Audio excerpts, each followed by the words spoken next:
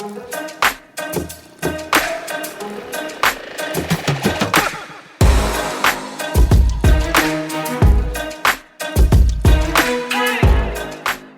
to the Productivity for Profit podcast for ambitious CEOs, owners, managers and entrepreneurs. I'm Libby Knight, a productivity and time management specialist, and each week I'll be bringing you a dose of focus through fresh ideas and techniques that will save you time, prioritise results and give you more freedom for what's important. So ask yourself this question: how will you make this year your most productive and effective ever?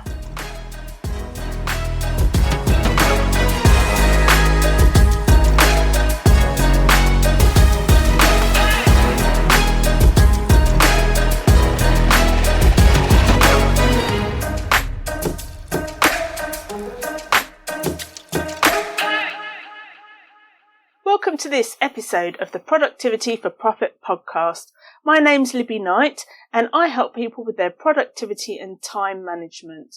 And something I want to talk to you about today is how we can better use those times of day where our productivity starts to wane and we start to lose focus. Because inevitably, if we're working alone and we're working long hours, we're not going to maintain our productivity for a full 8-hour, 9-hour working day.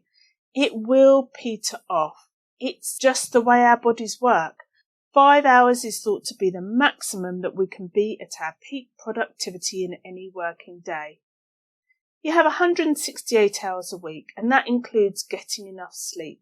So we've got to make positive choices, and we want to prioritise the right things. And we don't want to get trapped in that busyness trap where we're active and we're busy, but we're just not making progress. So why not put better boundaries around our time, work slightly shorter hours, and then include an additional project or something that enhances our life or our business by compressing our day and then putting boundaries around the end of the day or part of the week that suits you. It's perhaps something that's on our bucket list, something we've always wanted to do, an extra project that we know will enhance our business that we don't have time for.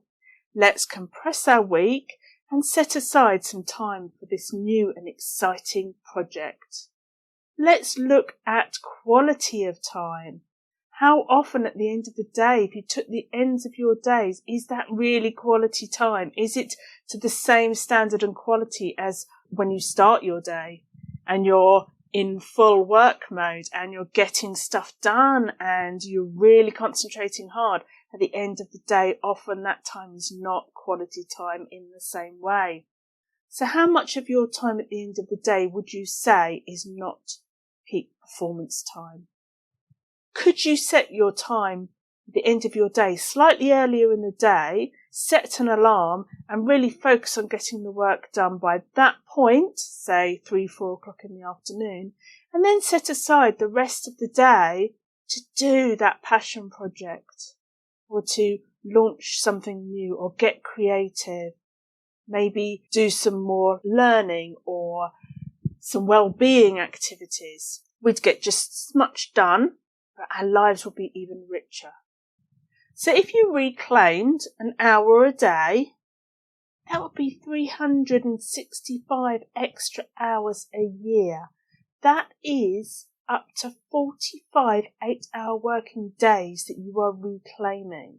Now, how you spread that time out for this new project is totally up to you. But just imagine what you could do with that time. So if you find your attention waning at the end of the working day and you know you're not accomplishing much, then set that alarm an hour prior to your normal finishing time each day and replace it with a personal project or something creative. And over time, this could result in something really that does improve your quality of life and your relationships or your business. Perhaps you'll achieve that long-held goal that was on the bucket list or even start a side hustle. You can improve your health or devote that time to helping others. And the likelihood is that you'll get the same amount of your conventional work done, even though your working day is slightly shorter. So what do you want to achieve? And could it be done within that reclaimed time? you can make good progress by making short, concentrated and focused bursts of work, knowing that you have that precious protected time. And that can motivate you to be more productive and get more done in less time.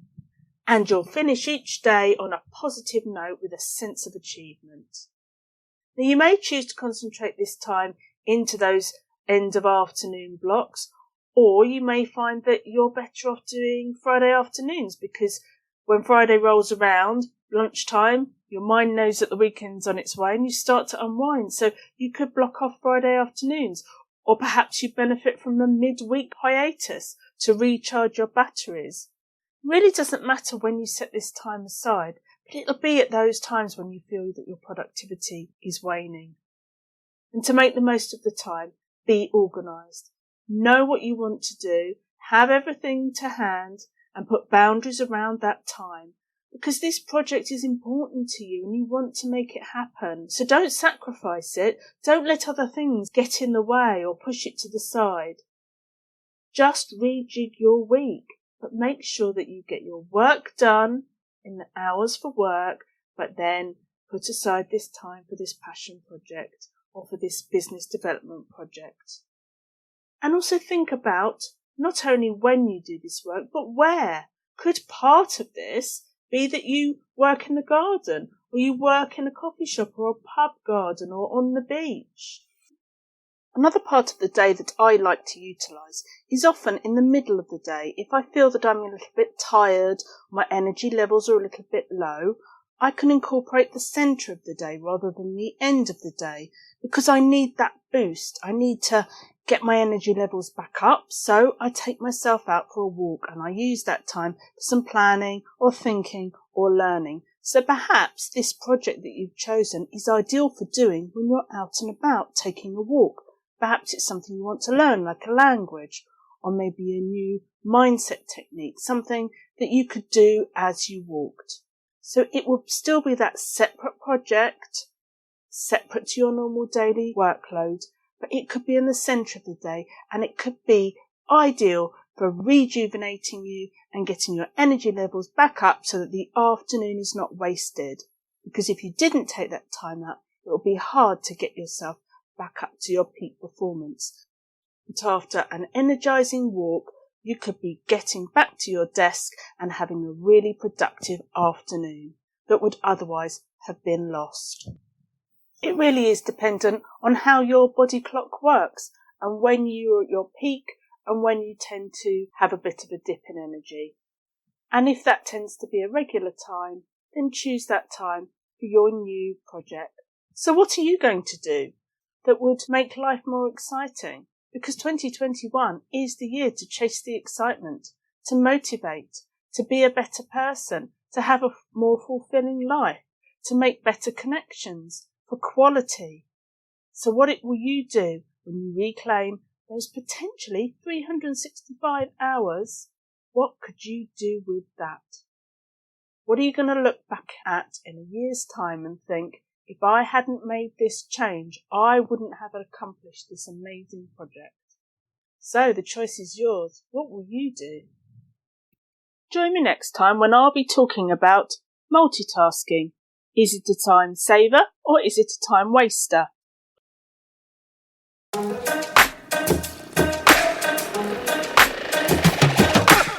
Thanks for joining me for this episode of the Productivity for Profit podcast. Why not join me in the free Facebook group Productivity for Profit for more tools, tips and support on your journey for mastering your productivity and time management. If you enjoyed the podcast, be sure to subscribe and leave a review.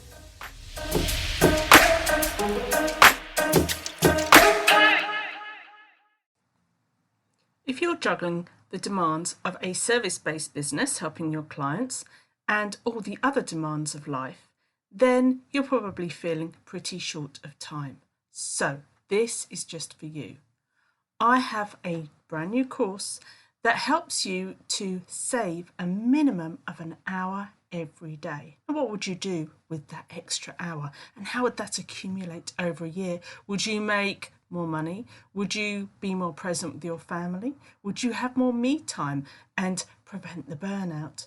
Whatever you choose to do with that extra hour a day, we know that it's not just about what you do, but how you think. So this course is going to start with those quick wins of gaining you back some time, plugging the leaks, putting in the boundaries, but it's also going to help you to instill new beliefs that will allow you to make different choices.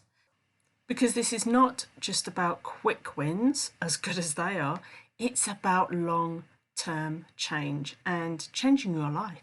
So if this is something that you would like to know more about, then have a look in the show notes and find the link to the Save an Hour Every Day course.